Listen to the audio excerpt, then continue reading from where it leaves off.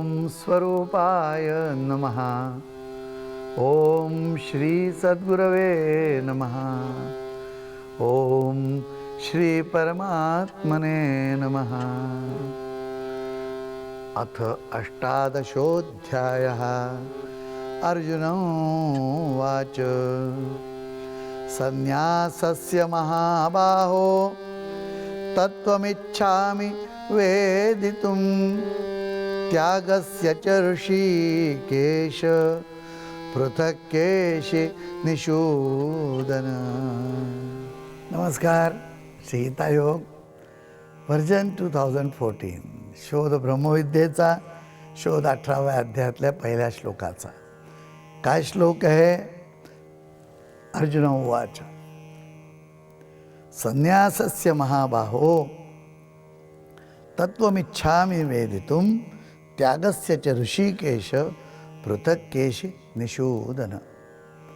महाबाहो, हे महाबाहो, ऋषिकेश हे ऋषिकेशा, केशनिषूदन हे केशीला मारणाऱ्या श्रीकृष्णा. संन्यासस्य, संन्यास आणि त्याग यांचं तत्व पृथक, वेगळं का सांग. याचं त्याचं याच्यामध्ये आम्हाला गोंधळ होतो. आमची बुद्धी किती राजा. वेदितुम म्हणजे जाणण्याची इच्छा. मी इच्छा करतो. तर देवा सांगा आम्हाला काय ते. आपण आत्तापर्यंत असं पाहिलं की महाबाहो म्हटल्यावर ऋषिकेशा म्हटलं नाही तर उपयोगाचं नाही. परमात्मा श्रीकृष्णाची महती ही आहे. एखादा मनुष्य खूप ताकदवार असतो, सिद्धी असतात, पैसा असतो, सर्व तऱ्हेने लोकमान्यता असते, परंतु तितकाच प्रेमळ असतो. तेवढाच तो लोकांच्या उपयोगी पडायला किंवा कोणाचंही अकल्याण होऊ नये हे तो सतत पाहत असतो. पण बरेच वेळा काय होतं की त्या माणसाला स्वतःचं कल्याण अकल्याण कळतच नाही स्वार्थापुढे. आणि अहंकार असा नुसता भरभटलेला की त्यापुढे त्याला कळतंय कशाला. त्यामुळे त्याच्या कल्याणाचं जरी बोललं तरी ते त्याला कळत नाही. पण परमात्मा कधीच सोडत नाही. लेकराचं रक्षण करणं हे त्याचं काम आहे आणि म्हणून तो महाबाहो आणि ऋषिकेश आहे. परंतु त्याच्यानंतर केशी निषूदन हे खास अजून एक विशेषण या ठिकाणी वापरलं. 3 विशेषण. काय बरं कारण असेल? या तिन्ही तऱ्हेने संन्यास आणि त्याग आम्हाला नीट समजाव असंही म्हणायचं असेल. बरं, प्रेम आहे, ताकद आहे, परंतु ती एक्झरसाइज करत नाही आहे, ते वापरत नाही. तुमच्यावर सगळी शक्यता आहे, तुम्ही सही केली तर काम होणार, तुम्हीच निर्णय घ्यायचा आहे, पण निर्णय घ्यायचेच नाहीत ना. सही कशावरही करायची नाही. सगळं समजून कोणी आलं म्हणालं की अशी अडचण आहे साहेब, हे पान काहीच्या काही करून ठेवला आहे निर्णय, तुम्हीच सही केला तर तो बदले. तर मला पट्टे अगदी चुकीचा निर्णय, पण राहू दे आम्ही बघतो. कशाला बघतोय? ठेवलं की ठेवलं, पुन्हा नाही, मग त्याचा काय उपयोग? म्हणजे लोकांची गाराणी तर ऐकली म्हणजे असं वाटतं की यालाही हृदय आहे. सत्ता आणि शक्ती बाहू तर आहेतच, महाबाहू आहेतच. मग आता बाकी काय राहिलं? केश निषूदन हे केशीला मारणाऱ्या श्रीकृष्णा. केशीला जर मारलं नाही तर मग ते सगळं असलेलं बाहुबल आणि ऋषिकेश काय उपयोगाचा? मग तुम्ही म्हणाल की जर केशीला तो मारतोय तर नुसतं बाहुबल आहे, तिथे ऋषिकेश कसं काय आलं? केशी हा जो राक्षस होता तो इतरांना त्रास देत होता, त्यामुळे बाहुबलाने त्याला मारलं. आणि ऋषिकेश त्या ठिकाणी असा की लोकांवरती अतोनात प्रेम, अगदी इनोसंट माणसं, त्यांना त्रास का द्यायचा? त्यांच्यासाठी हा राक्षस होता, तो पीडत होता त्यांना, त्यामुळे त्यांच्या प्रेमाखातर ह्याला बाहुबलाने मारलं. तर ऋषिकेश आणि बाहुबल एकत्र आलं आणि ते कार्य त्यांनी केलं म्हणून तो केशनिषूदन झाला. तेव्हा या ठिकाणी आपण लक्षात घ्यायचं की केशी नावाचा राक्षस होता.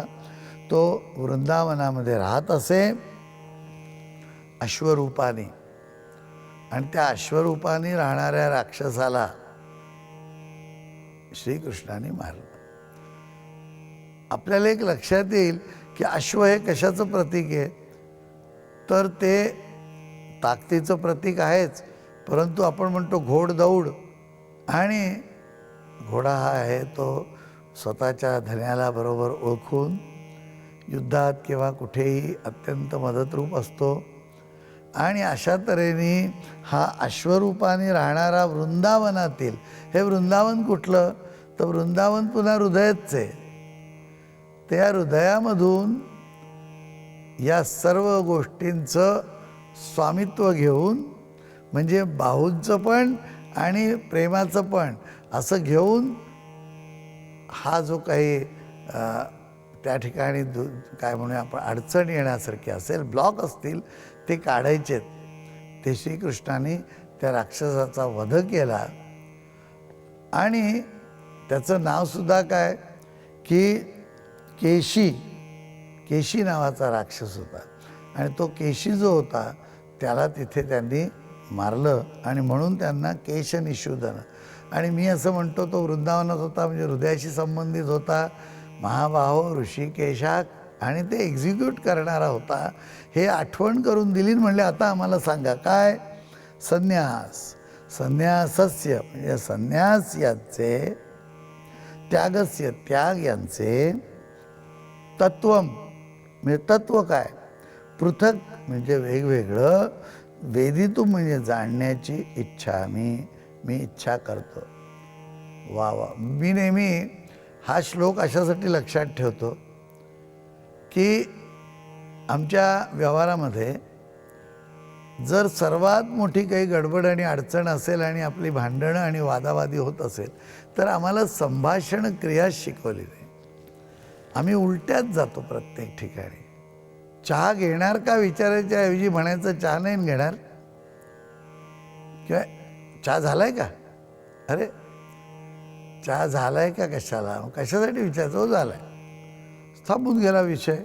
असं काय तुम्हाला विचारायचं चहा घेणार का, तर सरळ म्हटलं की चहा ठेवू का, किंवा अजून पोलाईट या श्लोकाचा आधार घेऊन जर जायचं असेल तर तेही नाही विचारायचं. म्हणायचं चहात साखर किती घालू, म्हणजे तुमच्यासाठी चहा करण्याची तयारी झाली आहे, चहा तर मी ठेवला आहे, साखर किती घालू चहामध्ये. हा सरळ झाला प्रश्न की चहात साखर किती घालू. ते गृहस्थ म्हणतील, समोरचा म्हणतो 1 चमचा घाला, अजिबात साखरेशिवाय द्या, किंवा मी आत्ता चहा घेत नाही आहे, नको आहे मला, मी चहाच कधी प्यायलो नाही. पुढे सुरू.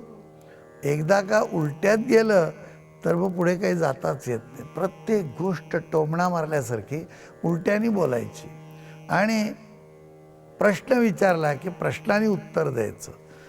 म्हणजे संभाषण क्रियेचं विज्ञान शिकायला काही फार मोठं कुठे कॉलेज जॉईन करायची आवश्यकता नाही आहे, घरच्या घरी शिकता येईल. पण प्रश्न विचारला की झाली का तयारी, नाही झाली, झाली, 5 मिनटं अजून लागतील, ही 3 उत्तरं सरळ आहेत ना. तसं नाही म्हणायचं.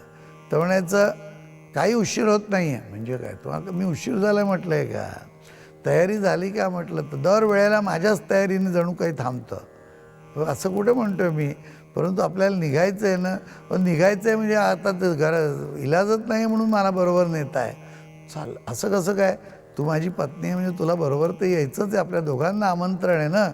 पण आमंत्रण दोघांना असलं तरी तुम्हाला एकट्याला जायची हौस आहे ना. आता मला कशाला एकट्याला जायची हौस असेल, लग्न केलं आहे ना तर बरोबरच जायचं आहे. मग मुलांनाही बोलवलंच आहे, मग त्यांना का नाही नेते, नेऊया, मुलं कुठे आहेत, मग तयार, आता मी मुलांना तयार करायला घेऊन जाणार कधी. अरे सगळे प्रश्न, सगळे प्रश्न, उलटे उलटे उलटे प्रश्न, ह्याच्याने वाद होतात की नाही. संभाषणामध्ये खरोखर लक्ष ठेवायचं. आणि हा श्लोक आहे तो भिंतीवर लिहून ठेवावा की कोणालाही काही सांगताना त्याला जी हाक मारायची त्या हाकेमध्येच त्याची ती शक्ती जागृत करायला पाहिजे. त्याला महाबाहो म्हणून घ्यायचं, ऋषिकेश म्हणून घ्यायचं, केशनिषूदन म्हणून घ्यायचं. त्याला सगळ्या आठवणी की राजा तुझी शक्ती आणि तुझं सामर्थ्य, तुझं प्रेम लोकांवरचं, माझ्यावरचं, हे सगळं लक्षात घेऊन तू हे कार्य करशील अशी माझी खात्री आहे. तू असाच आहेस म्हणून तर तुला आम्ही ऋषिकेश म्हणतो. आणि मग हे तू काम कर, नाही मी काम आणलंय नाही, हे पहा तुला करायचं हे काम मी आणलं आहे, करायचं तर करा, नाही तर आम्ही तर करणारच आहोत. म्हणजे काय? परवानगी द्यायची तर द्या, नाही तर आम्ही तर करून मोकळेच होणार आहोत. म्हणजे काय? हा उद्धटपणा अजिबात न करता काय म्हणतोय की जाणण्याची माझी इच्छा आहे. तो सांगतोय का कृष्णाला, कृष्णा सांग म्हणून? माझी जाणण्याची इच्छा आहे, तुमची मर्जी. हे आहे फारच अप्रतिम असं आहे, काढो तो थारी मर्जी. मीराबाईंचं भजन आहे, फार अप्रतिम, की मी आले सगळी पूजा घेऊन, पण स्वीकारायचं का नाही तुमची मर्जी आहे. माझं तुमच्यावरती अतोनात प्रेम आहे, माझी भक्ती आहे, स्वीकारायचं का नाही तुमची मर्जी आहे. त्या माणसाला ठेवा ना तुम्ही. कसं काय एखाद्याला की हे ऋषिकेशा, हे महाभाव, हे केश निषूदना, मला संन्यास आणि त्याग वेगळं समजवा. हे काय पद्धत झाली? मला वेगळं समजवाल का? तरीसुद्धा जवळजवळ पोलाइटली आपण आज्ञा केल्यासारखंच आहे ना, म्हणजे नम्रता आहे, हे सांगाल का जरा? परंतु आज्ञाच आहे ना, सांगायला लागणारच आहे असं त्याच्यात अभिप्रेत होत आहे, आणि मी सांगणारच असं अभिप्रेत होत आहे. श्रीकृष्णाला अर्जुन म्हणतोय की हे वेगळं जाणून घ्यायची माझी इच्छा आहे. श्रीकृष्ण म्हणू शकतात की जा व्यासांकडे जा, ते तुला समजवतील. ही तपश्चर्या कर म्हणजे भगवान शंकर प्रसन्न होऊन सांगतील. तो काही म्हणू शकतो, त्याला मुभा द्यायला पाहिजे ना. तुम्ही का त्याच्यावर बंधन घालणार? आपल्या वडिलांवर, म्हणजे वडील जेवढे मोठे आहेत आपल्यापेक्षा, शिक्षकांवर, गुरुवर तुम्ही बंधनं नाही टाकू शकत. पण मुळी बंधनच की बा मी किती दिवस येतोय उपासना, तुम्ही सांगितलं ओम म्हण, ओम म्हटलं, सगळं केलं, आता जर 2 महिन्यात माझं लग्न झालं नाही तर मग मी काही तुम्हाला गुरु म्हणणार नाही. तू नाही म्हटलं तर काय, वरती ना जिथे गुरु म्हणून नाव लिहिलं, उद्या माझं नाव बालाजी आहे, तुम्ही म्हटलं आम्ही मुळीच तुम्हाला बालाजी म्हणणार नाही, तर माझं नाव बदलेल का? बालाजीच राहणार आहे नाव. तसं मी जर गुरु असेन तर मी गुरुच राहणार आहे, मला जराही फरक पडणार नाही. तुम्ही नका म्हणून त्याच्याने काय होतं आहे. पण हा धाकधपटशा कुठला? हे काय गुरुला असं बोलतात की तू हे काम आता माझं नाही झालं तर माझा विश्वास तुमच्यावरचा उडेल. अरे तुझं शरीर उडणार आहे कापरासारखं, विश्वास उडायचं काय घेऊन बसला आहे? राहणार आहे का ते शरीर? तर मोठा अगदी विश्वास सांगतोयस, जो विश्वास तू शरीराच्या माध्यमातून बोलतोयस ते शरीरच जर राहणार नाही आहे तर विश्वास कसा राहील आहे? तुझ्या आत्मानुभूतीमध्ये श्रद्धा उत्पन्न असली तरच काहीतरी राहणार आहे. आणि एकदा का श्रद्धा, एकदा का शरणागती, एकदा का ज्ञानाचा महिमा कळला, शक्तीचा महिमा कळला की नंतर पुन्हा काही बदलायचं नाहीच आहे. आणि त्यांच्याशी बोलताना सौजन्य, बाप रे. आणि बहुतेक 17 अध्यायात अर्जुन हे शिकला. तर काय म्हणे, त्यागस्य च संन्यासस्य च तत्वं पृथक वेदितुम इच्छामी.